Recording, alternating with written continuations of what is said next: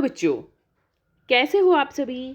आशा करती हूँ आप सभी स्वस्थ होंगे। चलिए आज की गतिविधि पत्रक शुरू करते हैं। यह है क्रम संख्या 40 जो SCERT द्वारा दी गई है और कक्षा 6, 7 और 8 तीनों कक्षाओं के लिए है ये गतिविधि पत्रक। आज दिनांक है 7 मार्च 2022।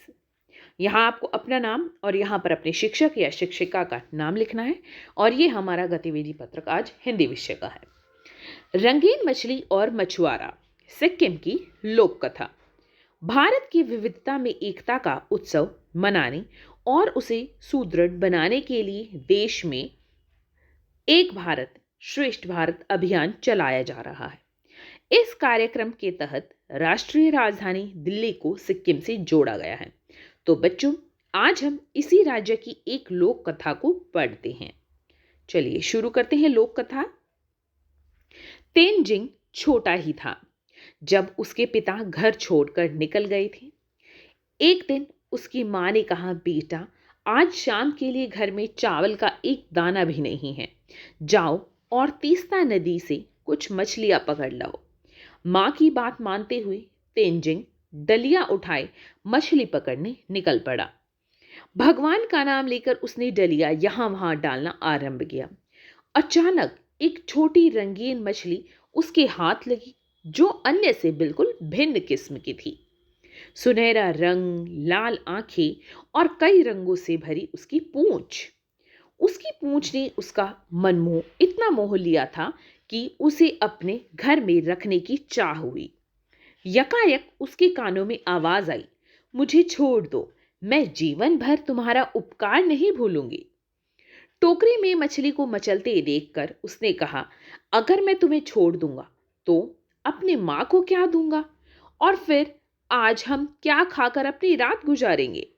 मछली बोली, तुम साहसी लड़के हो, कुछ और अधिक मेहनत करोगे तो ज्यादा सफलता मिलेगी, तुम अधिक से अधिक मछलियां पकड़ लोगे।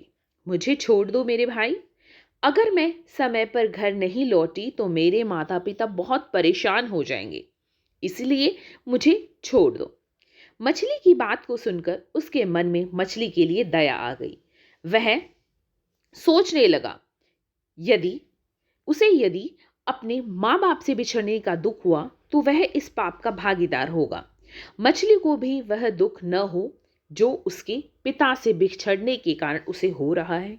यह बात मन में आते ही वह नदी की ओर लौटा और उस सुनहरी रंगीन मछली को नदी में छोड़ दिया। तेनजिंग टोकरी में अन्य प्रकार की मछलियों को लेकर घर लौटा।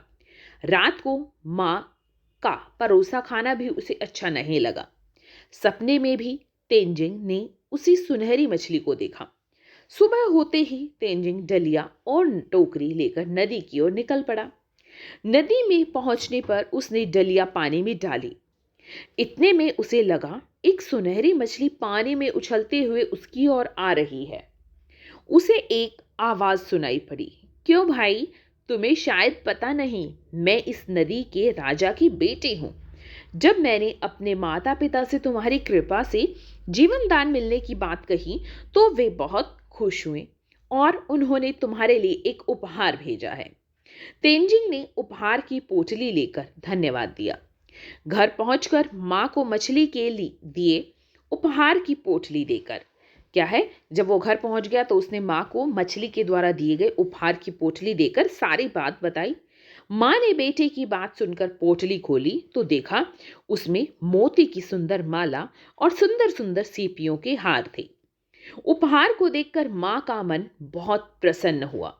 मां कहने लगी, कितने सुंदर हैं ये सब, मछली को हमारा धन्यवाद कहना, लेकिन इतना ध्यान रखना हम मेहनतकश लोग हैं, हमें मेहनत का ही खाना चाहिए, दूसरों की संपत्ति का लालच नहीं करना चाहिए।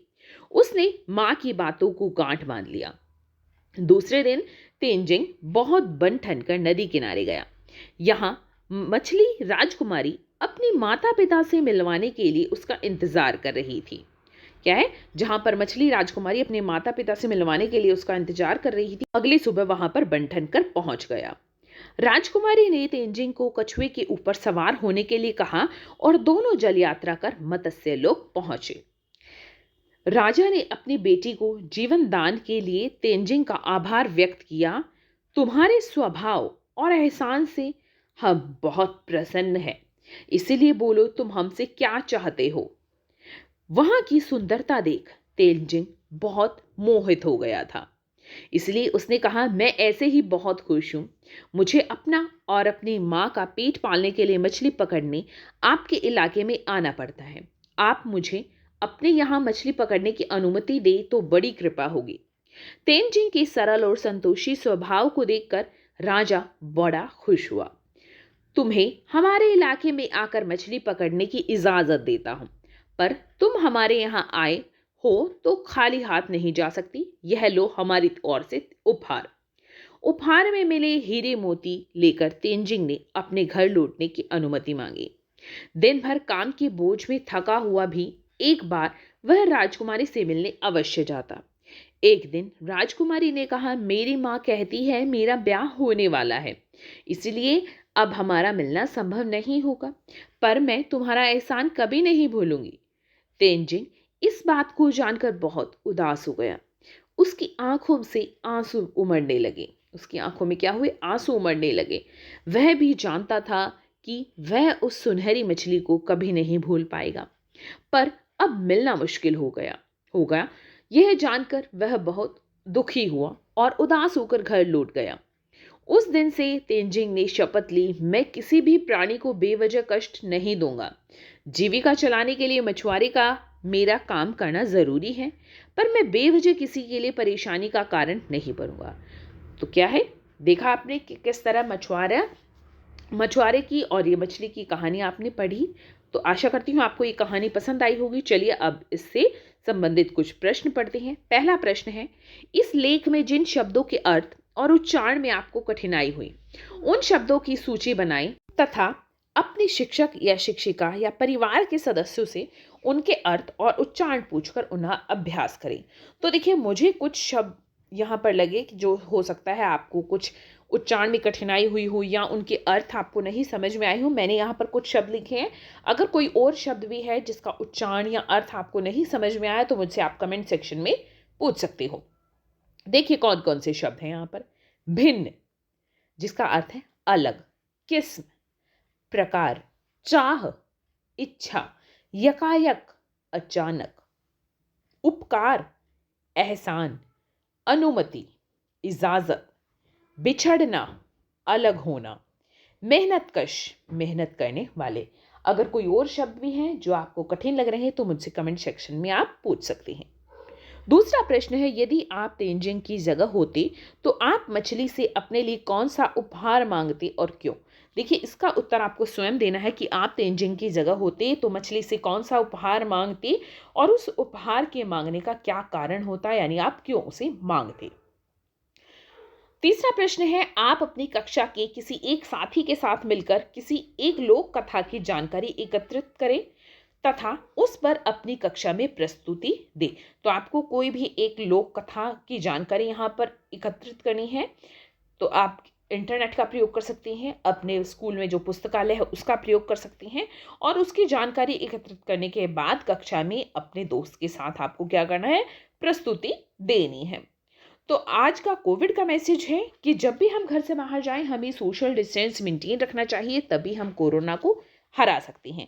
तो यहाँ पर देखिए, प्रस्तुति में आपको क्या करना है, आप कोई लोक कथा एक की जानकारी इकट्ठी कीजिए, एकत्रित कीजिए और फिर आप क्या कर सकते हैं, अपनी कक्षा में उस कहानी को सुना दीजिए। ठीक है, ताकि बच्चों को एक नई लोक कथा के बारे में जानकारी मिले, एक नई लोक कथा सुनने को मिले। तो आप ये ही अपने दोस्त के साथ, अपने मित्र के साथ, साथी के साथ कर सकते हैं। आज की ये वर्कशीट यहीं पर खत्म होती है। अगर आपको वीडियो पसंद आई है तो लाइक कर दीजिए, अपने फ्रेंड्स के साथ शेयर कीजिए और चैनल को सब्सक्राइब कर लीजिए ताकि आगे आने वाली वर्कशीट आपके मिस ना हो और आप अच्छे से अपना काम पूरा कर सके। फिर मिलते हैं एक नई वर्कशीट के साथ, तब तक के लिए अपना ध्यान रखना। धन्यवाद।